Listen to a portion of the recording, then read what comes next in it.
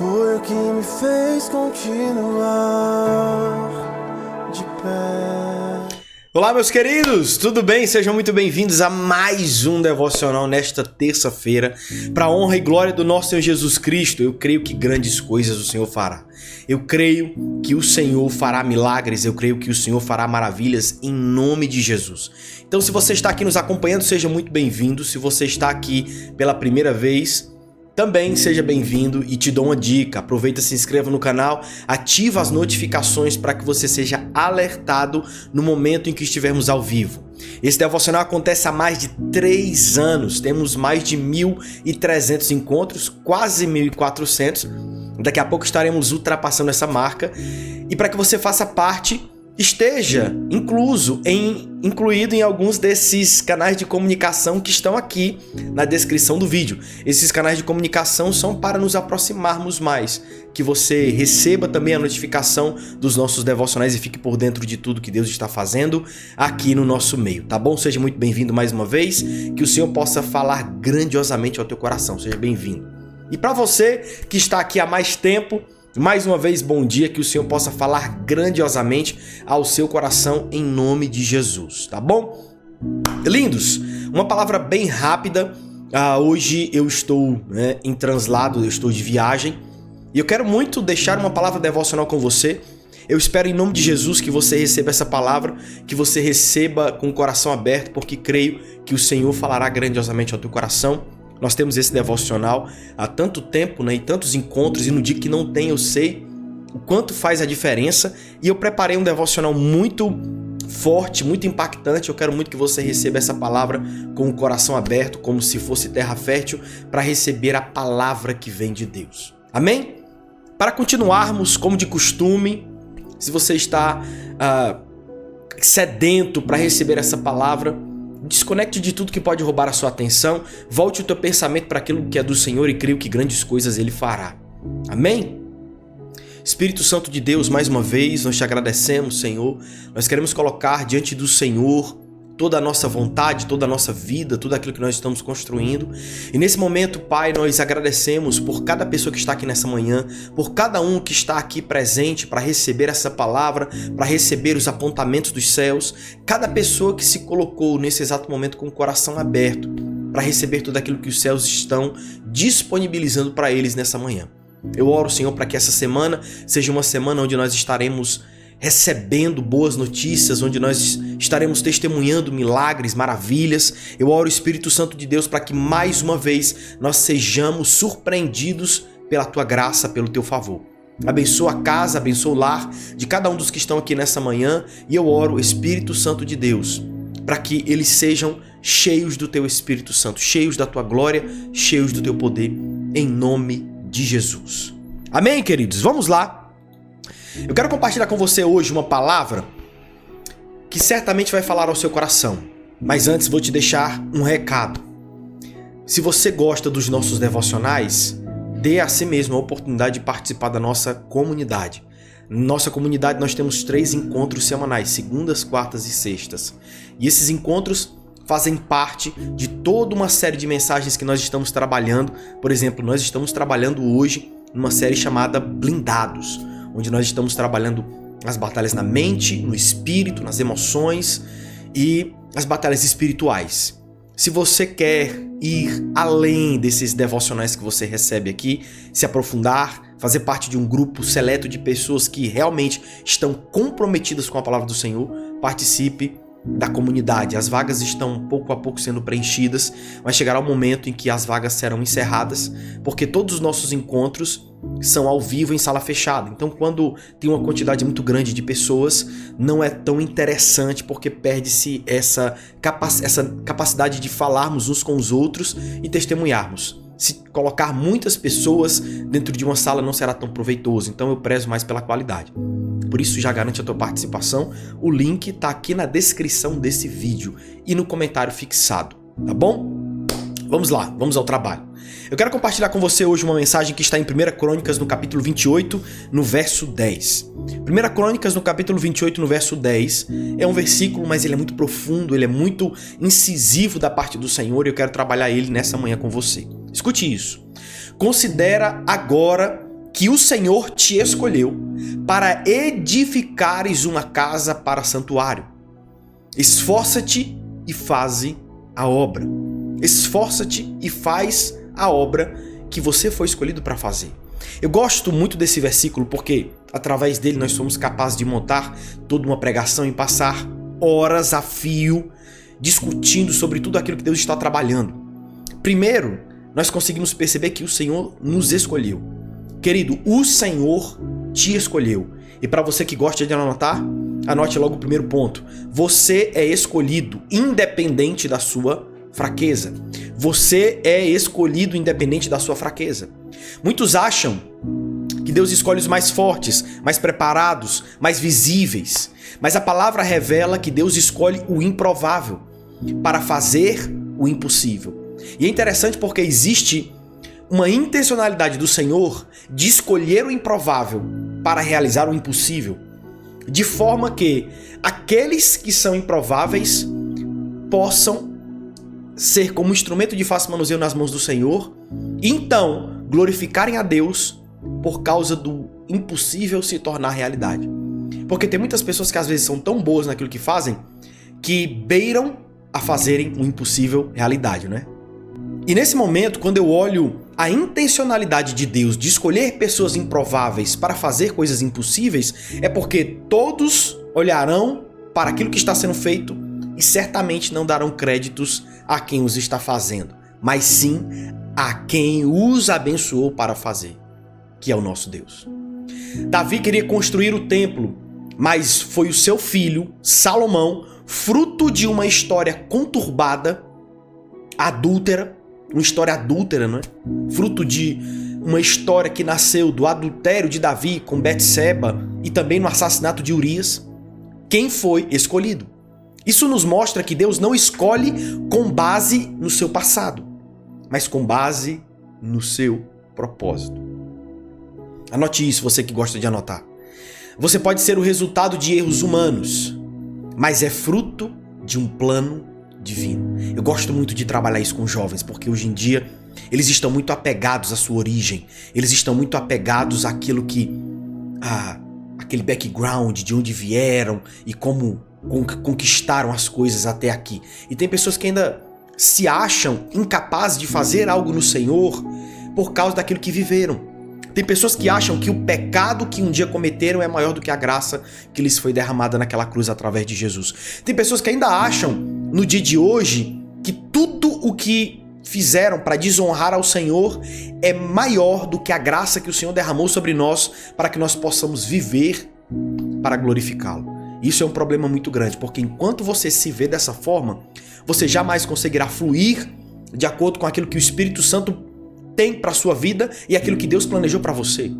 O Espírito Santo é quem te fortalece, o Espírito Santo é quem te conduz, o Espírito Santo é quem te capacita. O Espírito Santo é aquele que faz todas as coisas acontecerem na sua vida. Por isso, entenda, a escolha de Deus é maior do que as suas transgressões. Eita Deus do céu! A escolha de Deus é maior do que as suas transgressões. O que isso significa dizer, pastor? Que independente delas, o Senhor te escolheu. Independente dessas transgressões, o Senhor te escolheu para fazer uma grande obra. Agora vamos para o ponto 2. A força não precede a obra. A obra produz a força. Vamos lá, para você que gosta de anotar. A força não precede a obra produz a força. Pastor, o que isso quer dizer? Quer dizer que existe um propósito que Deus quer realizar. E nós estamos entendendo também no nosso devocional que quando o Senhor faz algo, quando o Senhor edifica algo, não significa que é sobre nós, mas sim que é sobre Cristo, e o Cristo que está sendo edificado em nós irá resplandecer para que ele seja glorificado. E quando o Senhor tem uma obra para realizar, irmão, a tua força para construir essa obra, pela graça de Deus, ela não vem antes do que a tarefa. A tarefa vem primeiro. A obra vem primeiro. E no tempo em que você está se colocando em obediência, passo a passo, o Senhor vai te fortalecendo. Porque se a força vem primeiro do que a tarefa, você certamente chegará à conclusão de que a tarefa só foi realizada por causa da força que você recebeu. E não é essa a dinâmica que os céus querem te ensinar. A dinâmica dos céus é: o Senhor te dá a tarefa, ela parece impossível, e você cheio de fraquezas e fragilidades, mas o Espírito Santo todos os dias te capacita a alcançar o passo que você precisa dar, a caminhar em direção ao cumprimento da promessa que o Senhor tem para a sua vida, dia após dia. E o Senhor vai renovando as tuas forças, renovando as tuas esperanças, renovando os teus sonhos, te dando uma unção nova, derramando algo novo sobre você, e dia após dia você está sendo fortalecido no Senhor. A tarefa vem primeiro, e a força através do Espírito Santo vem depois, para te ajudar a cumprir aquilo que Ele te comissionou a fazer. No reino de Deus, a ordem é invertida. Não é fique forte para depois fazer. É faça e ao fazer você ficará mais forte. Assim como o corpo se fortalece com o exercício, o espírito se fortalece com a obediência prática da palavra. Então, todos os dias, quando estou exercitando os frutos do Espírito, todos os dias, quando estou amadurecendo, passo a passo, todos os dias, quando decido ser um pouco mais paciente hoje do que fui ontem e um pouco menos do que serei amanhã, quando decido todas as manhãs ser um pouco mais parecido com Cristo, eu estarei me fortalecendo mais e mais nele. Você que gosta de anotar, vamos lá. Você não precisa se sentir forte para fazer o que Deus mandou. Você não precisa se sentir forte para fazer o que Deus mandou. Força! E você verá a força surgir no processo. Vamos lá. Você não precisa se sentir forte para fazer o que Deus mandou. Faça. Apenas faça. E você verá a força surgir durante o processo. Você verá a força do Senhor se aperfeiçoando na sua fraqueza. Você verá a graça do Senhor derramando sobre você diante da tua adversidade. Você verá o favor do Senhor sendo lançado sobre você em meio às suas batalhas. Você verá o favor de Deus, a graça de Deus, os milagres do Senhor sendo derramados sobre a sua vida. Quando você menos esperar, o Senhor aparecerá, te surpreenderá. E eu declaro isso sobre a sua vida em nome de Jesus. Que Ele possa te surpreender, que Ele possa te abençoar, que Ele possa acrescer a tua vida um pouco mais todos os dias. Que enquanto você decide fazer, enquanto você decide caminhar, o Senhor coloque o chão em cada passo que você der.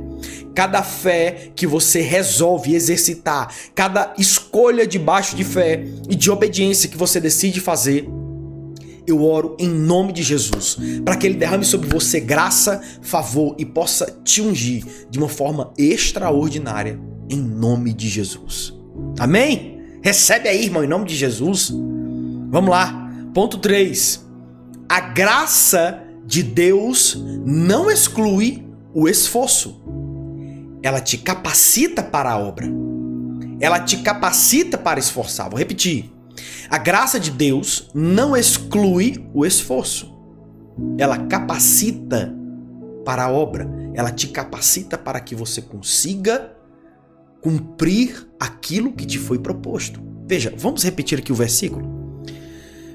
Considera agora que o Senhor te escolheu. Considere isso. Porque às vezes a gente está considerando mais aquilo que nós achamos de nós mesmos do que aquilo que Deus fala ao nosso respeito. A gente às vezes está considerando mais aquilo que as pessoas falam sobre nós do que aquilo que Deus fala de nós.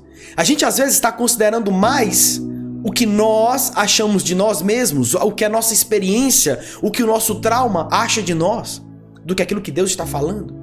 Então o versículo começa: considera não que os outros, não que o teu passado, não que o teu trauma, não que a tua família, não que as tuas péssimas experiências, mas considera o que o Senhor te escolheu. Considera que o Senhor te escolheu para edificar uma casa para santuário, uma obra, para fazer uma obra. Esforça-te e faze a obra. Esforça-te e faz a obra. Ou seja, ele não está excluindo o esforço apesar da escolha dele. A escolha do Senhor para com você não exclui o teu esforço para com Ele. Eita Deus. Pastor, me explica isso direito. Explico, rapaz. Vou explicar quantas vezes forem necessárias. A escolha do Senhor para com você não exclui o seu esforço para com Ele. O que isso quer dizer, pastor? Isso quer dizer que o fato de Deus te escolher e te capacitar através do Espírito Santo, quando você está se colocando nesse lugar de cumprir a obra que Ele te chamou para fazer, não exclui o seu esforço. Não ache que o Senhor fará todas as coisas, principalmente as suas. O Senhor fará todas as coisas impossíveis, que são completamente inimagináveis que a tua força seja capaz de realizar, mas são coisas que a improbabilidade se torna algo inevitável diante do Senhor. É improvável que você seja capaz de fazer. É aí onde Deus entra. É impossível que a tua força consiga construir o que Deus te chamou para fazer. Se esforce e a graça do Senhor vai completar o necessário para que você conclua aquilo que você foi chamado para fazer. Você se esforça, a graça do Senhor te abençoa. Você se esforça, a graça do Senhor multiplica o resultado do teu esforço. Você dá o melhor que você tem e o Senhor entrega o melhor dele para você. A graça não é uma desculpa para a estagnação. A graça não é uma desculpa para a estagnação. É a capacitação divina para realizar o que fomos chamados a fazer.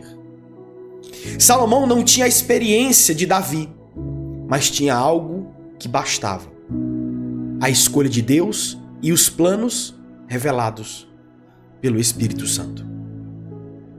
Você que gosta de anotar, vamos lá, mais uma.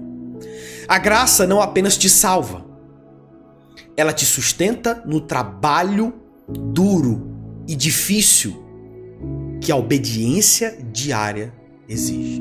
Vamos lá.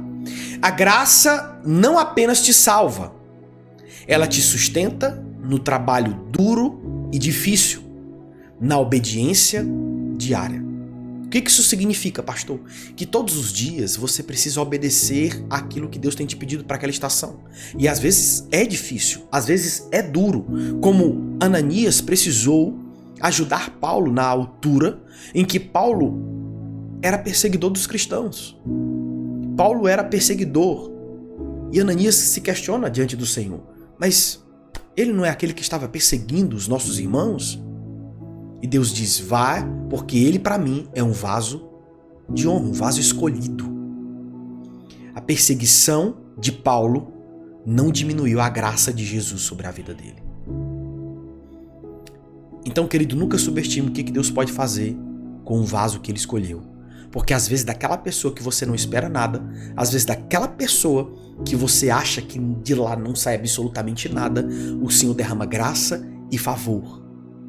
E ela pode se tornar um vaso de honra, de glória do nosso Senhor Jesus Cristo, por causa, não dele, mas por aquilo que o Senhor derramou sobre a vida dele. Amém? Talvez essa pessoa pode até ser você, né? Talvez você olhe para si e pense: não tem como uma pessoa como eu realizar uma obra que o Espírito Santo deseja realizar na magnitude que o Espírito Santo deseja fazer. Não tem como. Queridos, você está certo em partes. Porque talvez por si mesmo, certamente você não seria capaz. Mas pela capacitação do Espírito Santo na sua vida, certamente você concluirá a obra que você se propôs a fazer em obediência ao Senhor. Recebe aí, irmão, em nome de Jesus. Meu Deus. Vamos lá. Ponto 5. Ponto 5 e último. Ponto 4, aliás. 5, tô contando errado aqui. Ponto 4 e último. Se você não fizer, haverá perda. Não porque Deus é injusto, mas porque você é irreparável. O que isso significa, pastor? Eu sempre ouço as pessoas falarem: se você não fizer, alguém fará. Isso é verdade. Isso é verdade. Mas uma coisa que nunca poderá acontecer se você resolver desistir é a obra sendo feita com a sua identidade. Porque a sua identidade é única. Por isso que esse ponto ele fala muito. Se você não fizer, haverá perda. Principalmente para nós que não obedecemos aquilo que o Senhor está nos pedindo. Não porque Deus é injusto, porque a obra precisa ser concluída. E querida, como um artista, o Senhor nos chama para fazer uma grande obra. E cada artista imprime a sua identidade única, a sua essência única naquilo que está fazendo, naquilo que está construindo, né? No trabalho com o Senhor não seria diferente.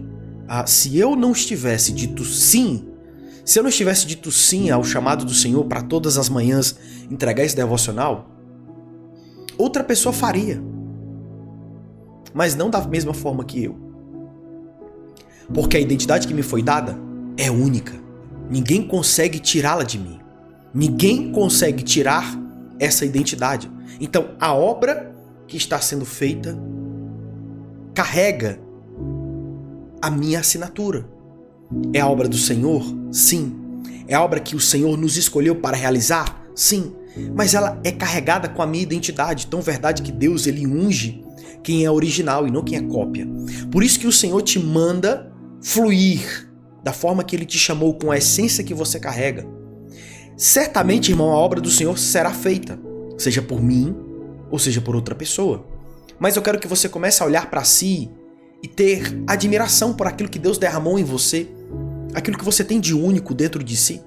Pode outra pessoa cantar uma música, mas não cantará como você. Pode uma pessoa pregar a palavra, mas não pregará como você. Pode uma pessoa fazer alguma atividade, mas não fará como você, e nem você fará como ninguém. Porque cada ser humano carrega essa identidade única. E é isso que eu quero que você comece a observar e ser grato. Porque tem gente que olha pra si, e eu já fiz isso muitas vezes, tem gente que olha pra si e não consegue ver absolutamente nada de bom. E o Senhor todos os dias está nos ensinando, nos mostrando que aquilo que Ele nos entregou, além de bom, é único. Se você não fizer o que Deus te chamou a fazer, Deus pode usar outros, isso é fato.